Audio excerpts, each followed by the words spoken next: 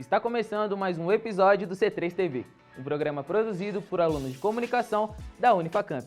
Eu sou Hudson Pinheiro e junto com você vamos mergulhar no mundo do esporte, da música e da literatura. Então já se prepara e roda a vinheta.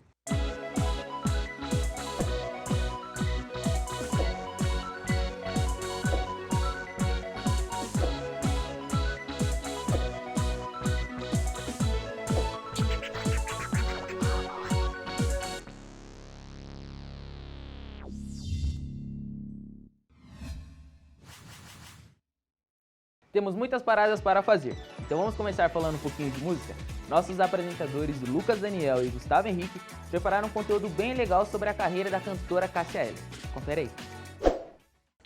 Fala pessoal, sejam todos bem-vindos ao Raiz Musical. Eu sou o Gustavo Henrique E eu sou o Lucas Daniel. e hoje escolhemos uma artista para desbravar toda a sua trajetória pessoal e profissional. Exatamente, vamos trazer muitas informações e curiosidades desses grandes artistas. O programa de hoje iremos junto a vocês mergulhar e descobrir tudo sobre a vida pessoal e profissional de Cássia Eller. Calma aí, Gustavo, tudo também não, né? Até porque são 39 anos de história. Então, retificando a fala do meu amigo, no quadro de hoje vamos falar sobre uma das vozes marcantes da música brasileira. Vamos explorar vida pessoal, carreira e o legado dessa artista incrível. Mas antes, solta a vinheta.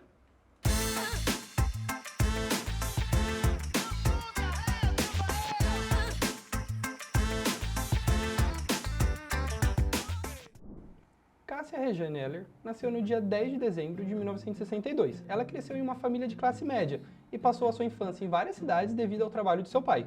Muitos talvez não saibam, mas antes da sua carreira decolar, Cássia trabalhou como servente de pedreiro em Belo Horizonte, Minas Gerais. Esse período foi uma parte importante de sua vida, mostrando sua determinação e resiliência. Vem cá, agora vocês que estão aí nos assistindo, já imaginou Cássia Eller construindo a sua casa?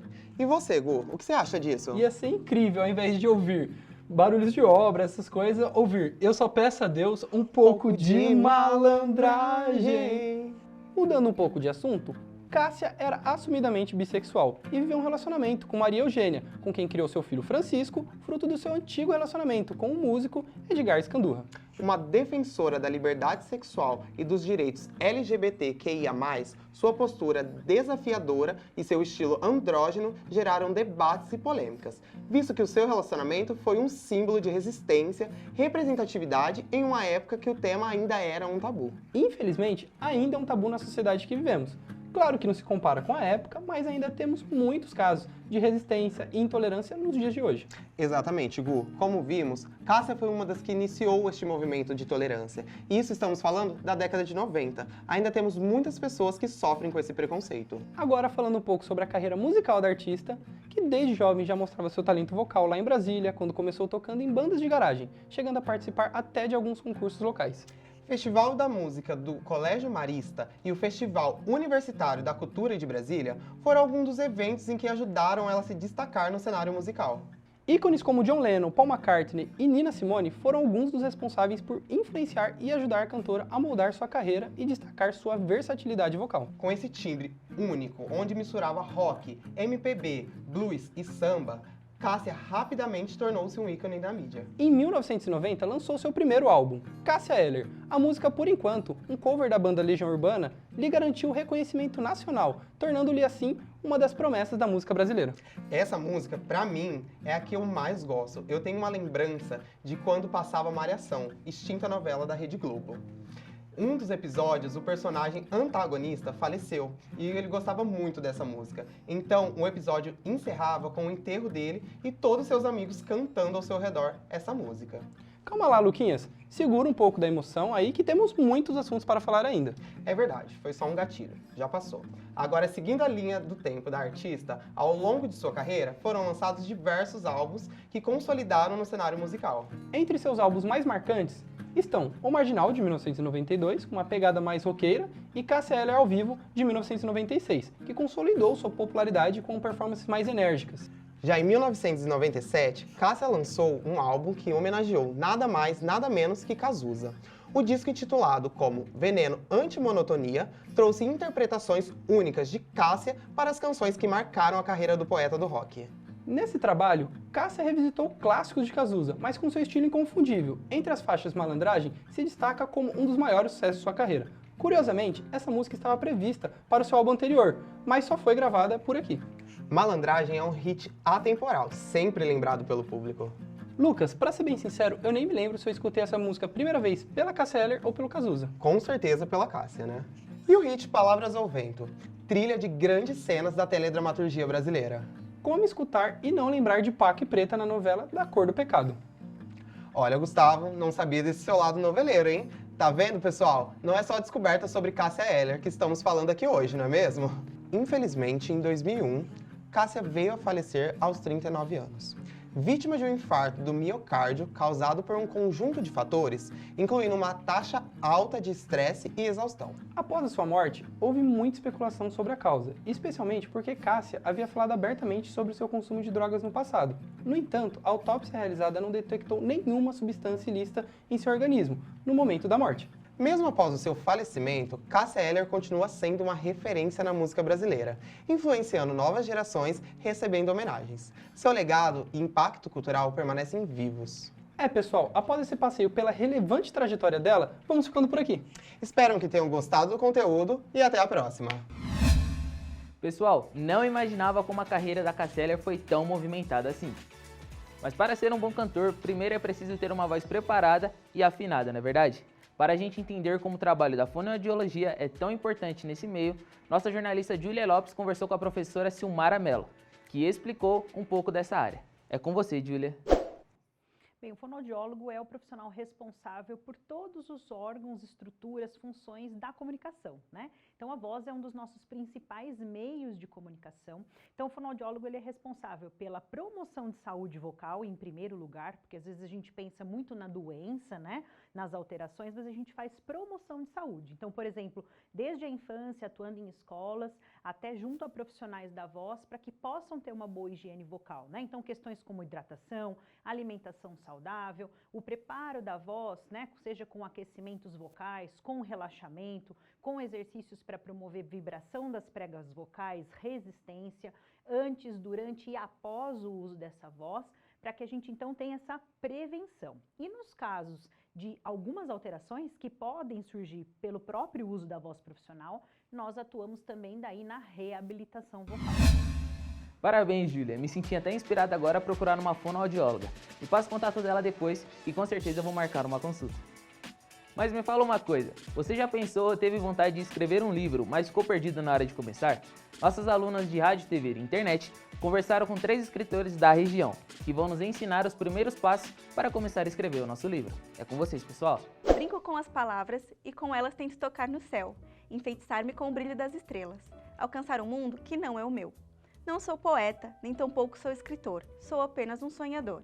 E não sendo poeta, nem tampouco escritor, com as letras continuarei a brincar, e com elas criar um mundo só meu, sem se importar com o que os outros vão achar, nem se o mundo é diferente do teu.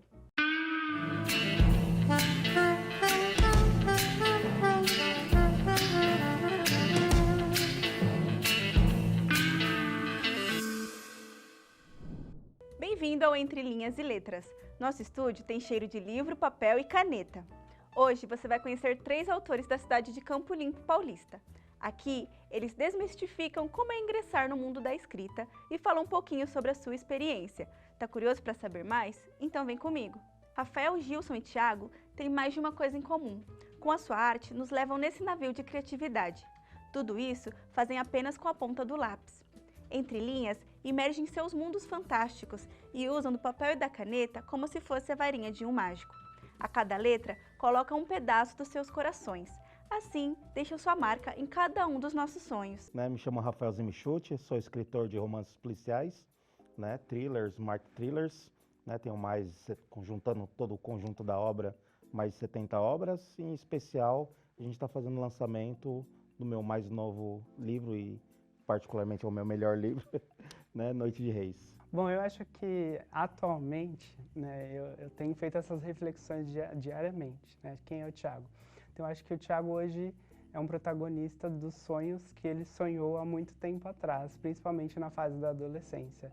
Então, hoje, aquele jovem que ouvia os professores, que gostava de estudar, gostava de arte, hoje ele está colhendo os frutos daquela criança que gostava de artes que gostava de alegrar e hoje acho que é um reflexo de tudo isso. Então, é esse Thiago, artista, arteiro, palhaço, um pouco disso.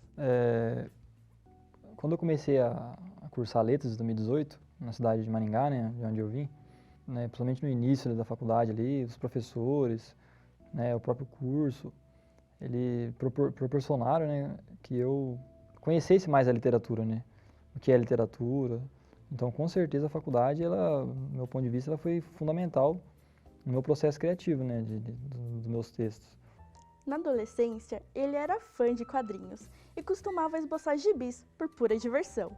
Com o tempo, essas histórias se tornaram poesias e as poesias se tornaram suspense, até chegar em seu primeiro livro. Gilson Soares, o autor de Os Prisioneiros, apresenta 14 contos interligados, repletos de mistérios, experiências vividas e reflexões sobre a sociedade, com o intuito de cativar os leitores. A obra se destaca pela atmosfera que combina o real com o fantástico, figuras de linguagem e uma narrativa envolvente. Então, quando você pega o livro na mão a primeira vez, no meu caso, né, passou um filme na minha cabeça, recordando ali de quando eu escrevi meus primeiros diários, primeiras poesias, né, os pensamentos que eu escrevi. Então, tipo, lá atrás mesmo, eu tinha meus 15 anos, né, e naquele tempo eu não imaginava, né, obviamente com 15 anos você não, nem todo escritor vai imaginar com 15 anos que ele vai ser um escritor no futuro, né. Você vê biografia de escritor que fala, eu escrevo desde os 8 anos, sei lá, uma coisa muito, até difícil de imaginar, né, você com 8 anos você vai pensar que você vai ser quando você tiver 30, sei lá. E outras pessoas já demoram mais para chegar, né, nesse pensamento ou chegar realmente numa alguma profissão que ele queira, né. E escritor também não deixa de ser diferente, né. Você, no caso do que eu estava falando, passou aquele filme na minha cabeça, foi tipo satisfatório falar, nossa, lá atrás eu não imaginava que eu ia chegar aqui, né, e agora eu tô com o meu livro na mão, então fez todo sentido, né. Quando eu era bem pequeno eu gostava de desenhar. Ainda desenho até hoje, né? Eu gosto de pintar. Hoje com menos frequência, mas eu pintava quadros, desenhava em cadernos. Então, eu tenho caderno de 2002, datado, de 2002, 2000, os anos assim, que eu tenho caderno guardado aí, mas eu já desenhava antes. Então, quando eu tinha 10 anos, 9, eu, né, gostava de desenhar. Então, foi por meio do desenho, né, da arte ali, de pintar, e dos quadrinhos, né, dos HQs, dos gibis. Eram os livros que eu lia, né, nessa idade de 10, 11. Tinha um amigo meu, né, nessa época, morava vizinho, eu morava num sítio, né, ele morava num sítio ao lado, e ele tinha vários gibis na casa dele. E eu usava os livros, esses gibis dele, né. Na escola eu lia também, mas era mais nas atividades ali, né, que era proposta ali com os alunos, mas por gosto mesmo eu comecei a ler gibi. Inclusive, eu tentava escrever alguns gibis, desenhava alguns desenhos, escrevia, né, aquelas histórias ali, né, que eu inventava, de super-heróis, de pessoas ali, numa ficção ali, né, nesses quadrinhos. E escrever realmente, assim, o intuito de escrever literatura foi depois, né. Tem um autor chamado Northrop Frye, um autor canadense, um crítico literário, que ele fala que não tem como você escrever sem antes você ter uma experiência literária. Então, não tem como você escrever sendo que você não ou lê pouco, né? Então, ou aquilo que você lê, você vai escrever. Então, se você lê bastante romance, de fantasia, eventualmente é bem provável que os seus escritos, seus textos serão mais voltados àquilo que você lê. É claro que tudo influencia, né, a vida, né, o dia a dia, o cotidiano influencia, filmes, né, quem assiste mais filme vai influenciar também. No meu caso, eu sempre gostei de filme, então eu acho que tudo influencia, mas é que o fundamental, que influencia mais é a própria literatura. Um homem que carrega a responsabilidade de salvar a realeza britânica de um segredo que esteve escondido por 400 anos. Ele segue uma trilha de enigmas e símbolos, mergulhando em uma corrida contra o tempo para desvendar mistérios que podem mudar o destino da monarquia. Será que você conseguiria acompanhar todas as pistas e resolver esse mistério? Mas essa não é a história do nosso escritor, e sim uma das tramas criadas por ele. Hoje vamos conhecer Rafael Gimichuti, o autor que nos leva por histórias onde o passado e o presente colidem de maneiras surpreendentes. Eu sempre construí a história, sempre. Eu gosto muito Eu, enquanto escrevo, me surpreendo com a história. Eu não sou muito de primeiro planejar e depois escrever. Obviamente que o Noite de Reis, eu comecei pelo final, né? Então, assim, eu já tinha um final muito na minha cabeça, tanto que eu comecei a escrever primeiro o final, depois eu construí toda a história. Mas, durante a construção do enredo, eu fui descobrindo coisas novas, né? Porque ele é um tema um pouco delicado. Então eu tive que ter, assim, como a gente pode usar? Essa delicadeza, essa sensatez, sabe? De não também, apesar do falar que Shakespeare não existiu, mas não é uma forma ofensiva, né? A construção, essa é só uma isca, né? Pro leitor e tudo mais. Mas a obra tá mesmo no suspense, no drama, na evolução da história. Então, conforme eu fui pesquisando todo o texto, fui pesquisando todo o assunto, veio, né, mais coisas que foram acontecendo e a gente também teve que cortar muitas coisas, porque eu aprendi no curso do Dan Brown que fala que menos é mais. Então, não adiantaria ficar um livro de 800 páginas, né? Então, a gente teve que cortar muita coisa, assim. Mas ficou bem legal, ficou bem bacana o resultado para mim, ficou perfeito e eu adorei escrever esse romance em específico, é o meu favorito.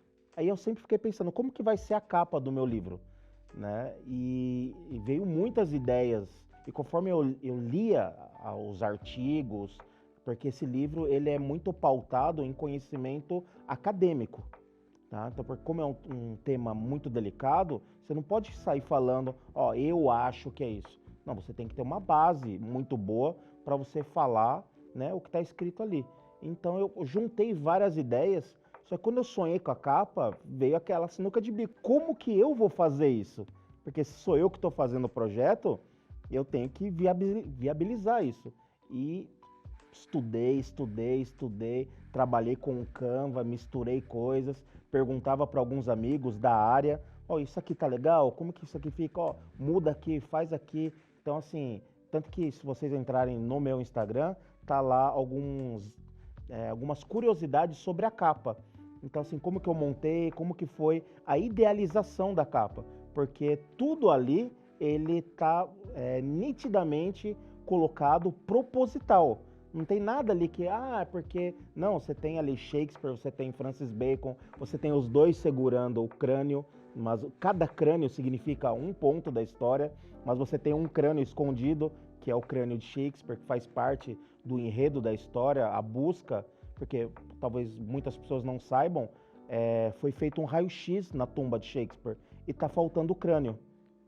Isso é uma coisa que sim, pouquíssimas pessoas sabem, né? Então, uma das partes do romance é a solução do mistério do crânio de Shakespeare, que tá faltando no túmulo dele, lá em Stratford-upon-Avon.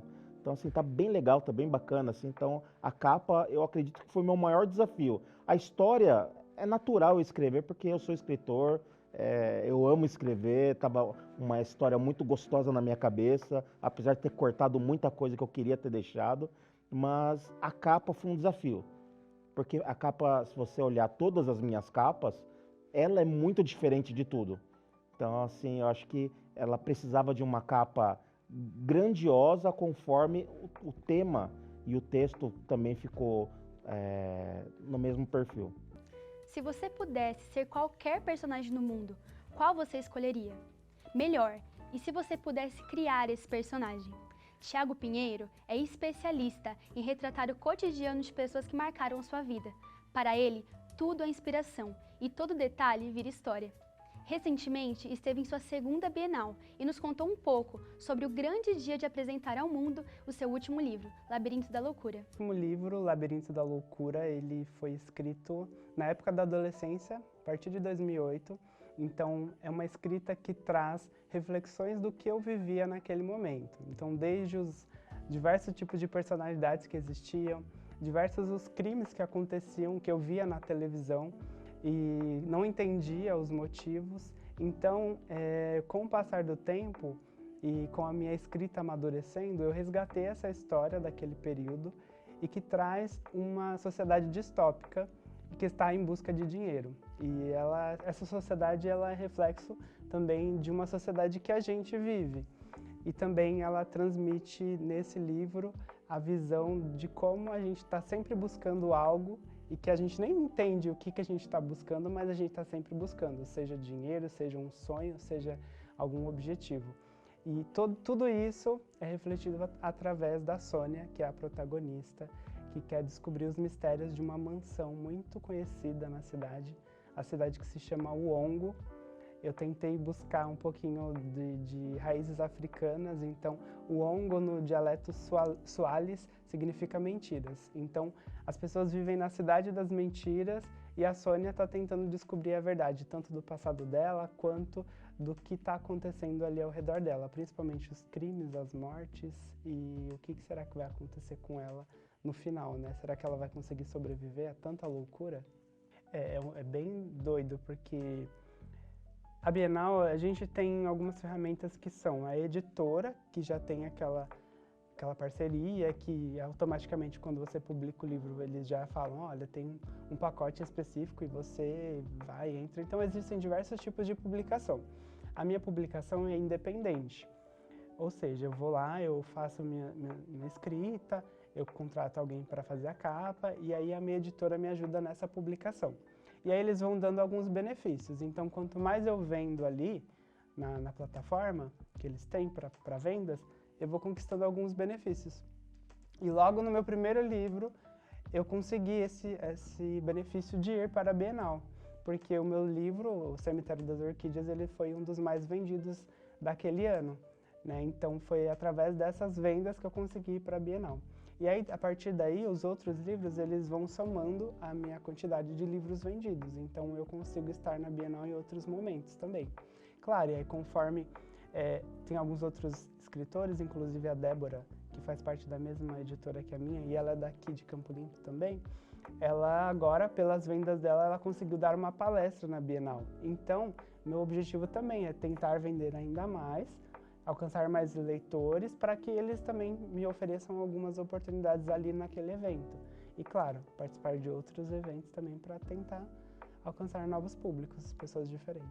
Eu acho que a expectativa é que eu coloquei muita expectativa na primeira, na editora, que ela iria me ajudar, ela iria vender meu livro, ela iria fazer as coisas, e foi uma decepção total, porque eu estava esperando que eles me ajudassem a construir a carreira que eu planejei e não aconteceu. Foi uma experiência legal? Foi bacana? Foi toda a minha família lá, demos para tirar muitas fotos, ver amigos, daí por diante, mas eu senti que não foi uma experiência completa. Então, para mim, não teve a magia que aconteceu nessa. Nessa foi diferente. Como eu fiz o projeto independente, sabe? Então, quer dizer, todo o projeto era eu. Todo o projeto era meu. Então, assim, o que eu estava apresentando para as pessoas era o meu melhor, era, sabe, a minha essência. Então, eu conversava com as pessoas vieram para me buscar, falaram, poxa, eu estava esperando o seu livro. Encontrei pessoas que eu já não via, assim, foi uma coisa assim, eu me senti surpreendido por muitas pessoas. Não foi ninguém da minha família, além da minha mãe, né, assim, para comprar o livro, diferente da primeira, que foi só família. Né? Dessa vez foram muitas pessoas de outros estados, as pessoas vieram para conversar comigo, vieram para saber do meu projeto, vieram para criticar falando que Shakespeare existiu, que Shakespeare estava lá, que você é um mentiroso. Eu falei, então compra o livro para você saber, né? Então assim, foi muito legal, foi muito bacana. Eu acho que assim, a Bienal, para quem escreve, é um dos maiores objetivos, né? De você conseguir expor o seu livro. E eu consegui realizar esse sonho em 2021, quando aconteceu a Bienal de São Paulo, 22, aliás, de São Paulo, e aí foi um momento assim de tipo romper mesmo a fronteira, falar assim, não, eu não sou um escritor apenas da minha região ali, da minha micro-região, mas eu posso escrever para o Brasil inteiro, para ter leitores pelo Brasil e quem sabe do mundo, então sempre sonhando alto. Eu gosto muito de viajar, e também gosto de estar sempre em lugares muito movimentados. Então, e essa observação ela é constante. Então, quando eu chego aqui, por exemplo, para gravar, eu reparo nas pessoas que estão à minha volta, ou quando eu vou no shopping, ou quando eu vou caminhando na rua. Então acho que tudo traz algum tipo de reflexão, o dia a dia mesmo. O meu estilo de escrita é um estilo bem realista. Claro, são ficções, são histórias que não são reais, mas que se baseiam na realidade, para que tragam também mensagens reais.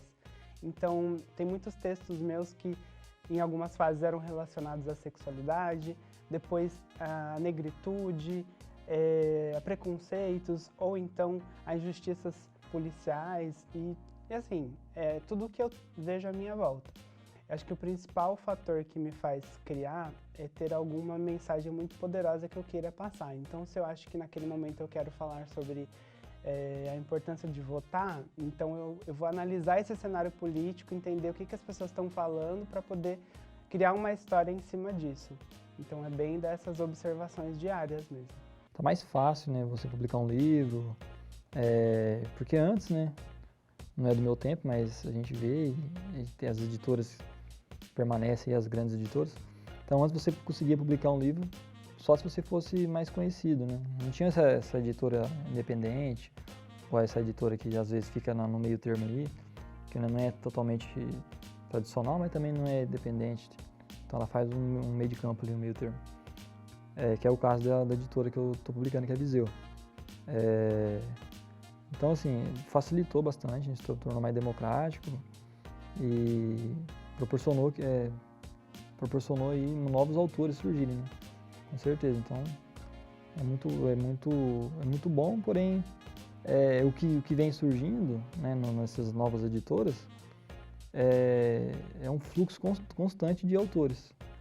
Então, para o leitor também fica muito livro surgindo, certo? Então, acaba que tem outros meios, que é onde acontece no TikTok, no Instagram, na rede social sempre entra ali, que é um meio de filtrar também nos nichos, né?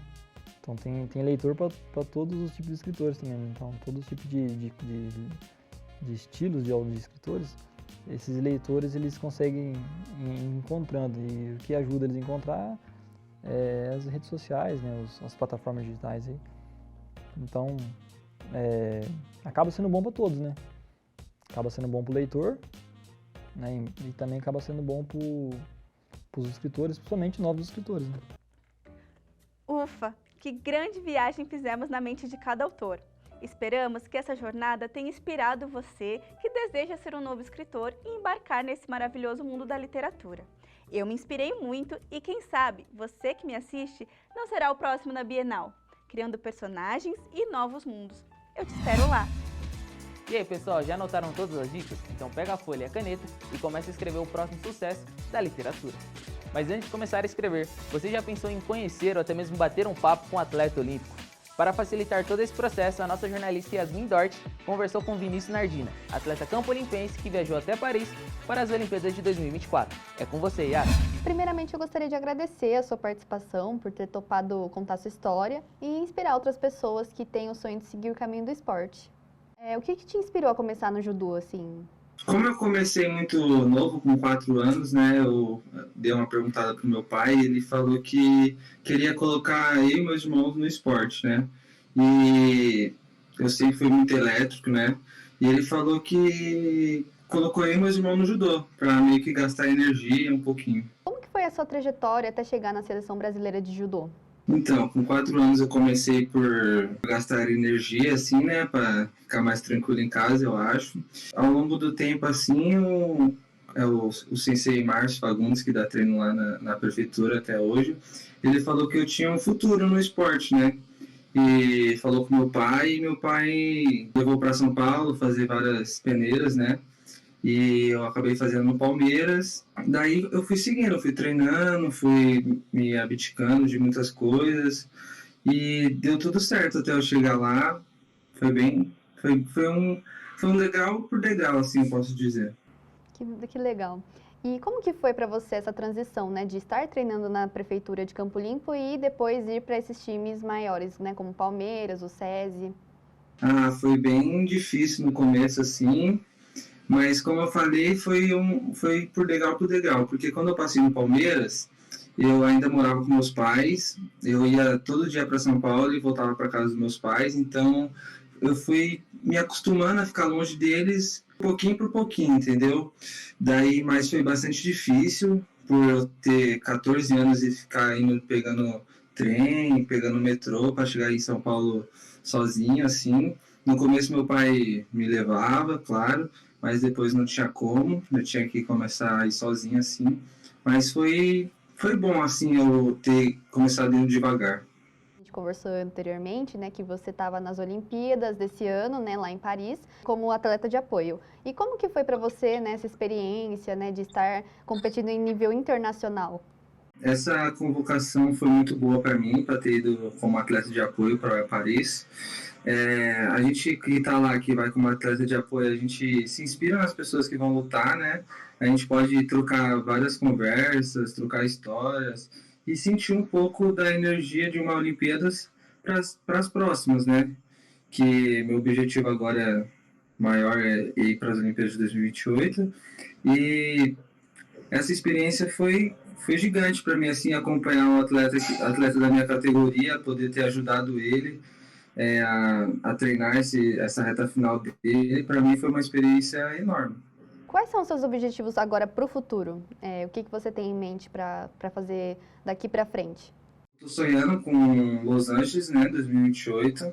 Eu preciso medalhar em campeonatos internacionais, Grand Slam, Grand Prix, Pan-Americano. Só que para isso eu preciso passar por etapas no Brasil, que tem a competição que se chama Seletiva Olímpica, que aí que se você ganha assim ou fica entre os 3, entre os 2, assim, você automaticamente vira atleta da seleção brasileira, assim. Mas o que mais importa é o primeiro lugar pra gente, né? Da sua trajetória dos 4 anos até hoje, você sofreu alguma dificuldade, né, durante a sua carreira? Ah, sim, com certeza. Quando eu fui morar em São Paulo, a primeira vez, eu fui morar num projeto futuro lá que tem em São Paulo, era no Ibirapuera, hoje em dia é lá em São Bernardo. E meu pai foi me levar lá, eu fui com uma mala apenas, só com os kimonos, algumas roupas, só que lá era meio que abandonado, não é que é abandonado, assim, né? É só atleta, assim, as pessoas, atletas jovens, assim, não cuidam muito das coisas, né? Então era tudo jogado, assim, meu pai falou assim, você quer isso mesmo? Eu falei, pai, quero, é meu sonho, quero chegar em algum lugar um dia. E dali, assim, eu vi que ficava dias sem ver meus pais, a saudade, assim, até condições financeiras, assim, era ruim na época. Mas eu acho que é mais as saudades, assim, que eu sentia da minha família, assim, ainda mais agora que eu moro 3 horas, quase 4 horas daí de Campo Limpo. Acho que a saudade é o que mais, assim, mais deixa a gente, como que eu posso falar? Deixa a gente com saudade, assim, né? Sim, com certeza, né? Haja coração, né? E atualmente, como que tá sendo a sua rotina? A gente treina de segunda a sábado. Normalmente são 2 treinos por dia, mas às vezes tem 3. Normalmente de manhã é um técnico e físico. E de tarde é o treino de randori, que é o treino que a gente pratica a luta, né? E qual recado você dá para quem está começando agora e para quem tem o sonho de seguir no esporte? Para quem quer seguir no caminho do esporte, eu levo uma frase comigo que eu escutei uma vez e nunca mais esqueci, que é ser implacável, né? Que eu quero ser implacável sempre. E que só basta você acreditar e treinar, que o segredo não tem segredo, é treino. E que se você se abdicar totalmente ao que você quer, com certeza você vai chegar uma hora, não importa a hora, uma hora você vai conseguir. Mais uma vez, muito obrigada por ter topado participar dessa entrevista. A sua história é incrível e com certeza vai inspirar muitas pessoas que querem se tornar atletas de alto rendimento. Verdade. É muito legal ver e conhecer a vida e a história dos atletas brasileiros. Muito obrigado, Yas, por ter nos contado a história do Vinícius Nardina. Infelizmente, tudo que é bom chega ao fim, não é verdade? Pois bem, chegamos ao fim de mais um episódio do C3 TV. Mas calma, que semestre que vem a gente está de volta. Então já aproveita, siga as redes sociais do Comunique 3 e fique por dentro de todos os nossos projetos. Eu sou o Hudson Pinheiro e esse foi mais um C3 TV. Até mais! Tá parecendo Michael Jackson. Ainda sou uma garotinha. Eu vou fazer tour. movimentada assim. Mas para a gente ser um bom cantor, primeiro é preciso ter uma voz preparada e afinada, não é mesmo? Por isso, vai inspirar muitas pessoas a Cabelo só cuidado no outro lado. toda vez. A obra se destaca pela atmosfera que combina o real com o fantástico, figuras de linguagem e uma narrativa... Nossa! Nossa! De novo. Não precisa nem desmontar. 1, 2, 3. 3, 2 e... gravando. Eu tô com uma afta na língua, aí a língua tá travada. No dia 10 de dezembro de 1962, no Rio de Janeiro. Se eu começar a ter uma crise de riso, meu amigo, acabou? Fala, pessoal. Já ficou ruim? Esse olhinho... É porque quando eu começar a levantar minha mão, você já sabe o que eu vou falar, daí a gente já... Nos olhos, no espelho e o telefone na minha mão. Ok, tá focado. Liga pra cá pra falar com Patati com Patatá. Você vai... Era a música. Mas você lembra que o Patati Patatá chegou a apresentar Bom Dia e Companhia? eu perdi a graça. Eu falava, eu já era grande demais. Eu não quero ver esses palhaços no programa. Claro que não, você era pequeno. Não, acho que não. Patati Patatá foi depois saiu o Yudi e Priscila. Eu já era maduro demais. Eu falava, Nossa, era tão maduro. Não é maduro hoje, era maduro naquela época. Palavras pequenas, vai no balanço do vento dançando, gostosinho. Juntinho. Até já vai. Embaixo, embaixo. Eu só peço a Deus um pouco de malandragem. Você viu o violão ali, ó? Ele tá correndo risco, mas... Esse aqui é o cavaquinho do meu pai. Pois sou criança e não conheço a verdade. Eu sou o quê? Eu sou poeta e não aprendi a amar.